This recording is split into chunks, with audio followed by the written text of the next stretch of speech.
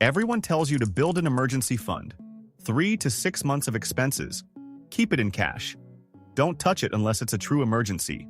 It sounds simple, responsible, safe. But here's the uncomfortable truth. Most people don't misunderstand the emergency fund because they ignore it. They misunderstand it because they follow it blindly.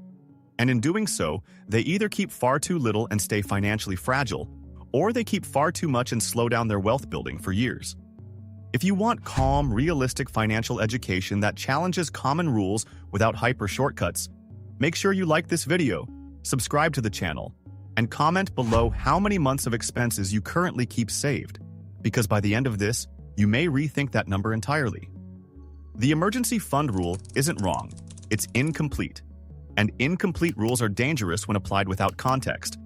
The standard advice says save 3 to 6 months of living expenses in a liquid account. But that range is too generic for the complexity of real life.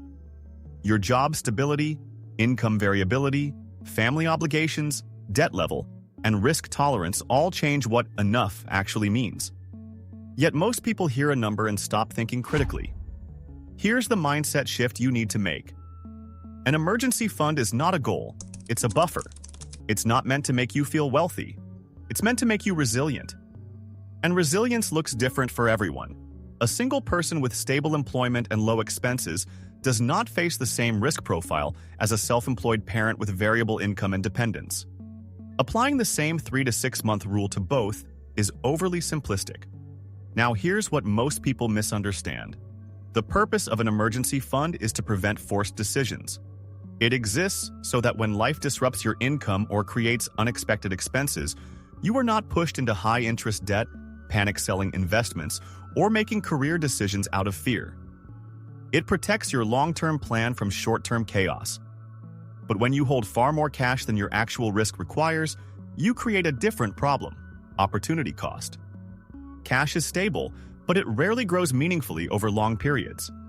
If you keep 12 or 18 months of expenses sitting in a low-yield account without a clear reason, you may feel secure, but that money is not working productively. Over years, that excess cash could have been compounding in diversified investments. This is where beginners go wrong. They treat safety as something that must be maximized instead of optimized. Optimization means balancing protection with growth. It means asking, what is the minimum buffer that allows me to sleep at night and avoid catastrophic mistakes? Instead of asking, how much cash can I accumulate? There's a big difference. Financial security is not about eliminating all discomfort. It is about reducing the probability of financial collapse while still allowing your capital to participate in long-term growth.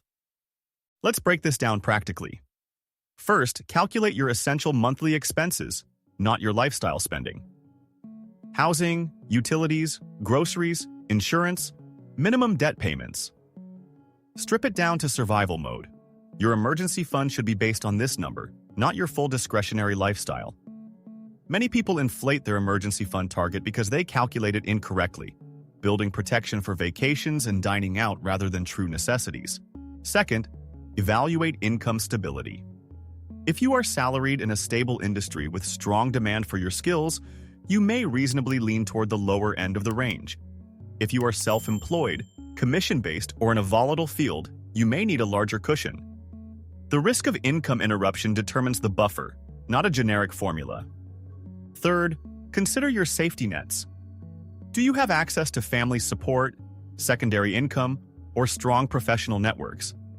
These are intangible buffers that reduce financial fragility. On the other hand, if you carry high fixed expenses or dependents who rely entirely on your income, your buffer likely needs to be stronger. Now pay attention to this part because this is where clarity replaces fear. An emergency fund is not meant to cover every possible disaster. It is meant to cover realistic disruptions long enough for you to adjust. If you lose a job, the fund buys you time to search strategically instead of desperately. If a medical bill appears, it prevents debt spirals. If a car repair is required, it protects your cash flow. It is a time-purchasing tool. Another common mistake is mixing emergency funds with investment accounts. When markets decline, people sometimes convince themselves that their investment portfolio is basically their emergency fund.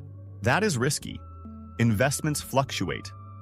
Emergencies often occur during economic downturns when job loss risk is higher and markets may be down simultaneously. Selling investments at a loss to fund an emergency damages long-term compounding. Separation matters. Liquidity matters. But here's the opposite mistake. Some people become so focused on increasing their emergency fund that they delay investing indefinitely. They keep saying, "Once I feel safer, I'll start." But safety is a moving target. Without a defined threshold, the goalpost keeps shifting. Years pass. Compounding never starts. And inflation quietly erodes purchasing power. This hesitation can cost far more in missed growth than most people realize, especially over decades. This is where beginners go wrong again. They chase absolute security in an uncertain world. Absolute security does not exist. Financial strength comes from layered protection. An emergency fund, insurance coverage, diversified investments, manageable debt levels, and stable income skills. No single tool carries the entire burden. When these layers work together, you reduce risk more effectively than by simply stacking cash. Let's talk emotional discipline. The emergency fund feels comforting because it does not fluctuate. The number only moves in one direction, up, unless you use it. Investments, by contrast, move up and down. That volatility can make cash feel superior. But comfort is not the same as effectiveness. Emotional maturity in finance means accepting some uncertainty in exchange for long-term growth while keeping enough certainty to avoid panic. Here's what most people misunderstand about emergencies. They are usually temporary. Job loss does not typically last forever. Unexpected expenses, while stressful, are finite.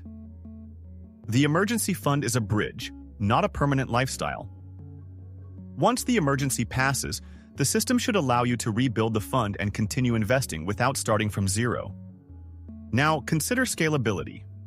If your income increases significantly over time, your emergency fund target should not automatically scale at the same rate unless your essential expenses also rise. Many people mistakenly tie their emergency savings to lifestyle inflation. As they earn more, they spend more, and then feel compelled to hold larger and larger cash reserves to protect that lifestyle. But financial independence comes from controlling fixed costs, not endlessly expanding them. This leads to a more advanced understanding of the emergency fund rule. Instead of focusing only on months of expenses, consider financial fragility. How easily could one event disrupt your life? High debt, high fixed expenses, and single income sources increase fragility. Reducing those may be more powerful than simply increasing cash reserves. Strengthening skills, maintaining professional networks, and diversifying income streams can reduce your reliance on large cash buffers. Now pay attention to this part. The strongest financial position is not the one with the largest pile of cash. It's the one with flexibility. Flexibility means low mandatory expenses, diverse income potential, marketable skills, and sufficient liquidity. An emergency fund supports flexibility, but it does not replace it. True resilience comes from combining liquidity with adaptability. So let's recap calmly and clearly. The emergency fund rule most people get wrong is treating the 3 to 6 month guideline as a universal law. It is not. It is a starting point. Your real target should reflect your income stability, essential expenses, dependence, debt levels, and risk tolerance. Keep enough to prevent forced decisions. Avoid keeping so much that you stall long-term investing. Separate your emergency fund from investments. Rebuild it when used. And remember that it is a buffer, not a wealth-building engine.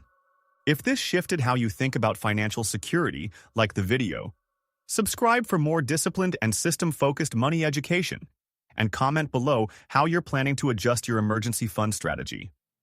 And if you want to understand how to balance safety and growth even better, you should watch the video called Stop Saving Money. This is the new rule of finance because protection matters, but growth is what ultimately creates freedom.